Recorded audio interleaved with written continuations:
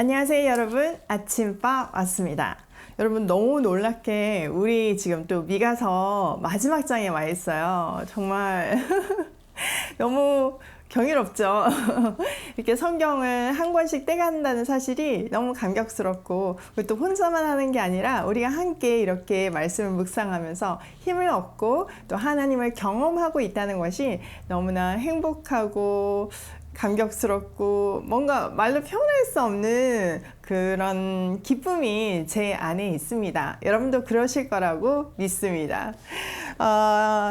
이 미가서 마지막 장은요, 미가가 자기의 어떤 고백, 외로움의 고백을 하면서 결국은 정말 하나님의 은혜로 가득 채워지는 그 결말을 하고 있는데요. 지금 우리 시대에 늘 지금 계속 그렇지만 지금 딱 우리한테 주는 메시지인 것 같습니다. 이 미가서를 통해서 우리가 다시 한번 힘을 얻고 소망을 느끼고 꿈을 꾸게 되었으면 좋겠습니다. 여러분, 미가는요, 우리가 앞에서 본 것 같이 엄청나게 강렬한 단어를 가지고 진짜 지도자들을 맹렬히 비판했습니다. 그가 그럴 수 있었던 거가 하나님을 경외했기 때문인 거죠. 하나님만 경외하니까 그 지도자들이 자기를 어떻게 할 수 없다는 그런 믿음이 있었기 때문에 진리를 또 진실을 아무도 말하지 못하는 그들의 잘못을 얘기한 건 거죠. 그런데 그것도 하루 이틀이지. 계속 그걸 하다 보니까 맨날 공격을 받을 게 뻔하고 생명의 위협까지 느끼겠죠. 그런 상황 속에서 아무도 자기 같은 사람이 없고 외롭고 지치고 정말 절망의 끝에 서서 이 7장의 첫 고백을 하게 되는데요. 한번 보도록 할게요. 1절 재앙이로다 나여 나는 여름 가위를 딴 후와 포도를 거둔 후 같아서 먹을 포도송이가 없으며 내 마음에 사모하는 처음 익은 무화과 나무가 없도다. 자, 자기 스스로에게 참 재앙이다 나요. 내 인생이 정말 왜 이러냐 이렇게 얘기를 하고 있는 거죠. 그러면서 자기의 지금 마음이 어떤 상황이냐면은 여름 가위를 따고 포도를 거두고 나면 사실은 율법에 의하면 좀 남겨진 게 있어야 되는 건 거잖아요. 고아와 가부와 나그네를 위해서 남겨야 되고 가난한 사람들을 위해서 남겨야 되고 또 하다못해 짐승을 위해서 남기라고 율법은 얘기하고 있는데 세상이 각박해서 다 따버리는 건 거죠. 그러니까 아무것도 없는 정말 다 따서 황폐해진 것 같은, 그리고 왜 그 다음에 어떤 씨 종자 이런 것도 있어야 되는 거잖아요. 그런 것도 사라진 것 같은 정말 화를 당한 재앙이 임한 것 같은 그런 심정이라는 것을 얘기하고 있습니다. 마음에 전혀 어떤 여유나 여백이 없는 상황을 얘기하고 있는 거죠. 자, 2절 경건한 자가 세상에서 끊어졌고 정직한 자가 사람들 가운데 없도다. 무리가 다 피를 흘리려고 매복하여 각기 그물로 형제를 잡으려 하고. 자, 신실한 사람이 세상에서 끊어졌어요. 정직한 사람도 없어요. 그리고 무리가 다 서로 피를 흘리고 어떤 착취를 하고 이용하려고 매복하여 숨어있는 그런 세상이 왔다는 거죠. 두 손으로 악을 부지런히 행하는도다. 그 지도자와 재판관은 뇌물을 구하며 권세자는 자기 마음의 욕심을 말하며 그들이 서로 결합하니 그들의 가장 선한 자라도 가시 같고 가장 정직한 자라도 찔레 울타리보다 더하도다. 그들의 파수꾼의 날 곧 그들 가운데 형벌의 날이 임하였으니 이제는 그들이 요란하리로다. 자, 두 손으로 부지런히 악을 행하고 있고 참 슬프죠. 지도자와 재판관들은 뇌물이 없으면 움직이지 않고 권세자들은 자기 욕심을 얘기하고 그것도 그 자체도 너무 괴로운데 이 힘 있는 사람들이 결합을 해서 백성들을 착취하고 있고 억압하고 있는 사회상을 얘기하고 있는 거죠. 그러다 보니까 가장 선한 사람도 가시 같고 그리고 가장 정직한 사람도 찔레 울타리보다 더하는 그래서 형벌이 올 수밖에 없는 그런 강팍한 세상이 됐다는 거예요. 여러분, 환경이 정말 강팍하면요 우리 마음이 강팍해지잖아요. 그러니까 서로를 찔러대잖아요. 그런 상황이 왔다는 겁니다. 5절 너희는 이웃을 믿지 말며 친구를 의지하지 말며 내 품에 누운 여인에게라도 내 입의 문을 지킬지어다.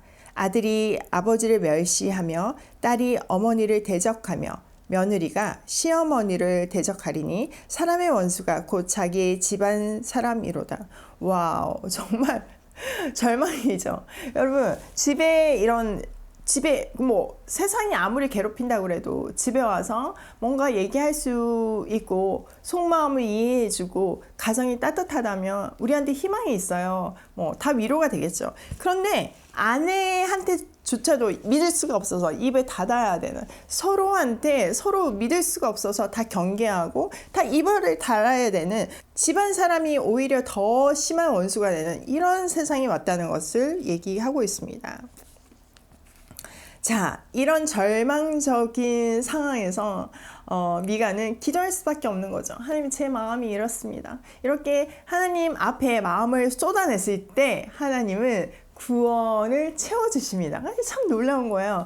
우리가요, 세상을 살다 보면 절망이 계속 쌓이잖아요. 그리고 뭐 포기하고 싶은 마음, 슬픈 마음, 뭐 좌절하는 마음, 그게 점점 쌓이잖아요. 근데 그거를 그냥 움켜쥐고 나한테 있으면 그게 점점 커져가지고 결국은 더 나쁜 곳으로, 더 깊은 곳으로 완전히 땅속으로 꺼지잖아요.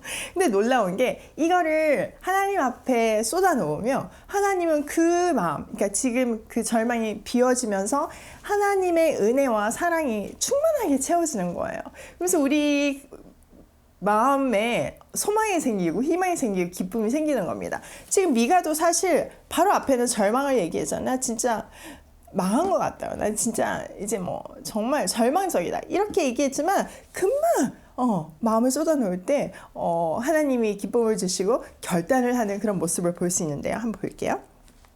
7절. 오직 나는 여호와를 우러러보며 나를 구원하시는 하나님을 바라보나니 나의 하나님이 나에게 귀를 기울이시리로다. 세상이 이렇게 아무리 정말 개떡같이 흘러간다고 그래도 나는 오직 나의 하나님을 우러러보며 나를 구원하시는 하나님을 바라며 오직 시선을 예수 그리스도께 고정시키고 나아갈 거라는 거죠. 그러면 하나님이 반드시 나에게 힘을 주시고 구원하실 거라는 믿음이 나한테 있습니다. 이 얘기를 하는 겁니다.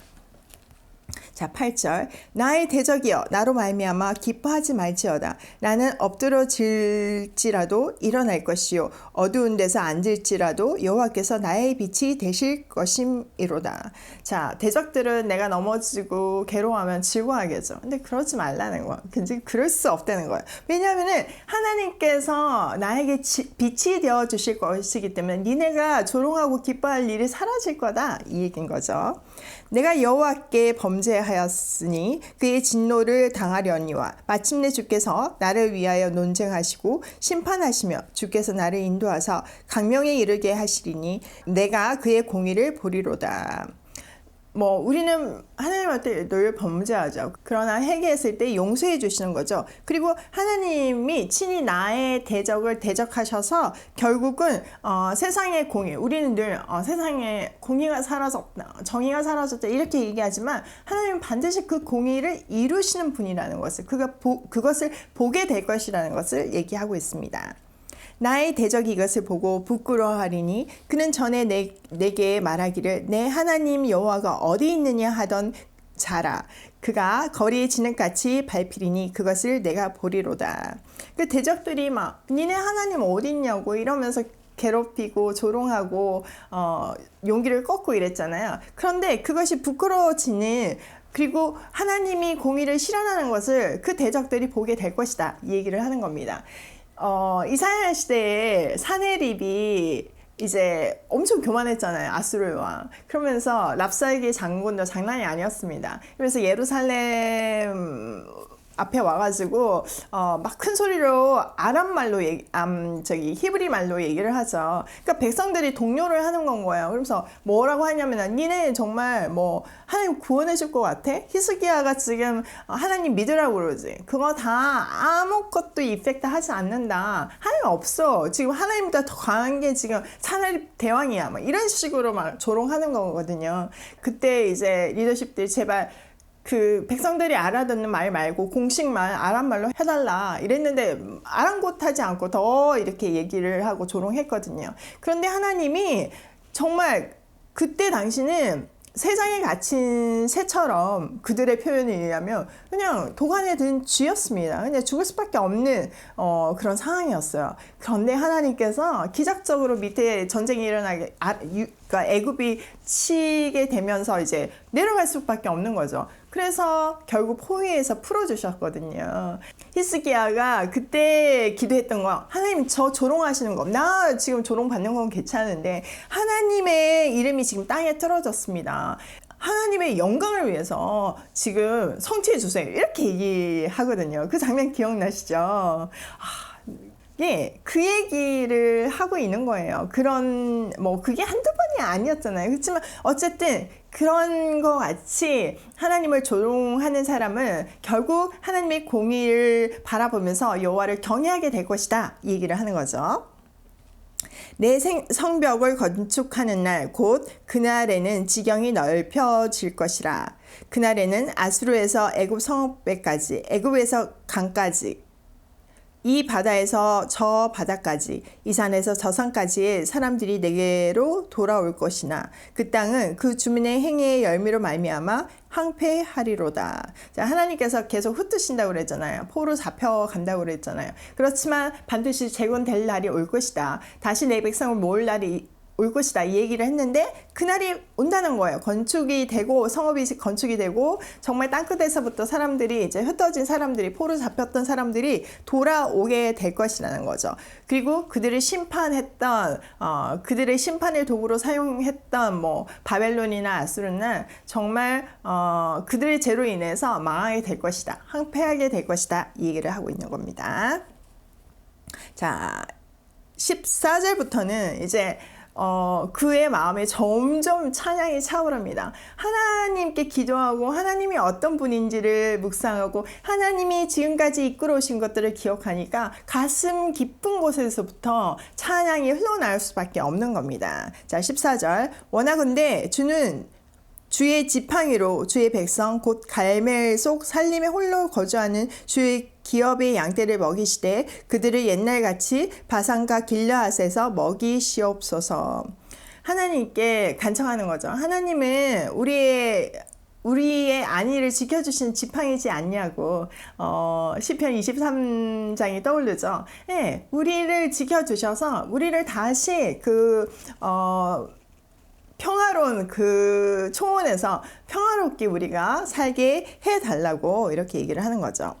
15절 이르시되 내가 애굽 땅에서 나오던 날과 같이 내가 그들에게 이적을 보이리라 하셨느니라. 자, 출애굽 때와 같이 하나님은 그들에게 이적을 일으켜서 반드시 그 일이 일어나게 하실 것이라는 겁니다. 우리가 바벨론 포로 기한을 제2의 출애굽이라고 얘기를 하잖아요. 반드시 그 일이 하나님의 놀라운 능력으로 일어날 것이다. 이 얘기를 하는 거죠. 이르되 여러 나라가 보고 자기 세력을 부끄러워하여 손으로 그 입을 막을 것이요 기는 막힐 것이며 그들이 뱀처럼 티끌을 핥으며 땅에 기는 벌레처럼 떨며 그 좁은 구멍에서 나와서 두려워하며 우리 하나님 여호와께로 돌아와서 주로 말미암아 두려워하리이다. 자, 그 구원을 통해서 결국은 그들의 대적이나 그들을 괴롭히는 모든 이방 백성들이 주를 경외하고 주로 말미암아 두려워하게 될 것이라는 것을 얘기하는 거죠. 하나님은 심판이나 구원이나 그 모든 일을 통해서 결국은 세상이 주께로 돌아오게 하는 또 주의 백성들에게는 하나님을 더 깊은 곳에서 보여주는 그런 일을 하신다는 것을 우리가 여기서 볼 수 있습니다. 자, 18절. 주와 같은 신이 어디 있으리이까? 주께서는 죄악과 그날에 남은 자의 허물을 사하시며 인애를 기뻐하심으로 진노를 오래 품지 아니하시나이다. 자, 여기서 굉장히 재미있게 미가 얘기를 하는데요. 여러분 혹시 미가의 뜻이 기억나세요? 미가 선지자 이름의 뜻? 네, 이거예요. 주와 같은 신이 어디 있으리까? 이렇게 얘기를 하는 거죠. 자, 우리가 7장 앞절에는 재앙이로도 나요 이러면서 자기 지금 망했다 막 이렇게 얘기를 하고 있는데 자기 이름을 다시 얘기하면서 진짜 하나님은 내 인생에 있어서 또 모든 사람의 인생에 있어서 하나님 같은 분이 없으십니다. 이렇게 고백하고 있는 거죠. 그러니까 그런 망한 것 같은 그런 심정에서 이제는 그 능력의 하나님으로 인해서 충만해진, 그리고 소망이 생긴 뭔가 다 할 수 있을 것 같아요. 사자처럼 용맹해진 그의 목소리가 들리기 시작하죠. 그 능력의 하나님께서는 죄를 용서해 주시고, 그리고 인애를 기뻐하심으로 진노를 오래 품지 않으려 하신대요. 그러니까 우리를 사랑하기를 원하시고 심판의 목적도 사랑이라는 것을 다시 한번 얘기하고 있는 거죠.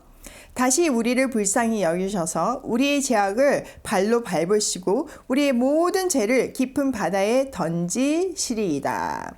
이제 하나님께서는 능력의 하나님이시잖아요. 그래서 죄악을 다 발로 밟으시고 모든 죄를 깊은 바다, 그러니까 다시는 돌아올 수 없는 곳, 완전히 잊으시고 완전히 구원을 해주신다는 것을 얘기하고 있는 겁니다.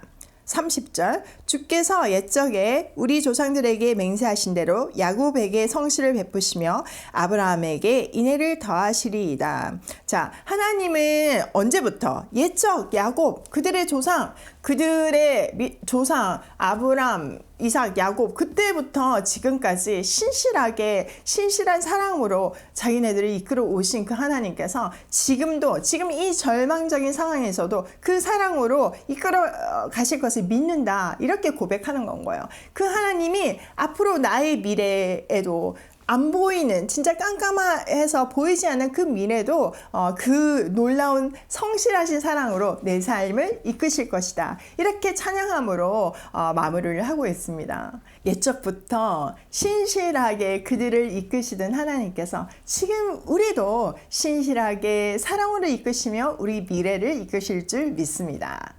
매일 하는 얘기지만 코로나 때문에 극심한 경제적인 고통 속으로 빠져드는 가정들이 정말 많죠. 우리가 다시는 코로나 이전으로 돌아갈 수 없다고 얘기를 하잖아요. 그러다 보니 소망이 끊어지고 진짜 너무나 절망적인 가정이 많아지는 것은 당연한 일입니다. 같은 어려움 속에서, 같은 고민 속에서, 같은 절망 속에서 하나님의 은혜를 구합니다. 그리고 지혜를 구하며 힘을 내어 봅니다. 저도 그렇죠. 이 미가 선지자, 이 대단한 미가 선지자도 이런 절망을, 진짜 망하게 됐다, 화로가 나요, 이렇게 고백을 하다가 찬양으로 끝이 나잖아요. 마찬가지예요. 저도 맨날 그래요. 진짜 해낼 수 있을까? 견뎌낼 수 있을까? 정말 뚫어낼 수 있을까? 이런 질문, 진짜 망한 것 같은 그런 순간이죠, 매일. 그렇지만 그 가운데서도 이렇게 말씀을 붙들 때 하나님은 어느새 그 절망을 걷어내시고 소망을 가득 채워주시고 기쁨을 가득 채워주심을 믿습니다. 이 주시는 소망과 희망으로 우리는 성실히 오늘을 살아야 하는 것입니다. 출애굽의 기적을 행했던 하나님께서 제2의 출애굽 바벨론 포로가 돌아오는 일을 하셨잖아요.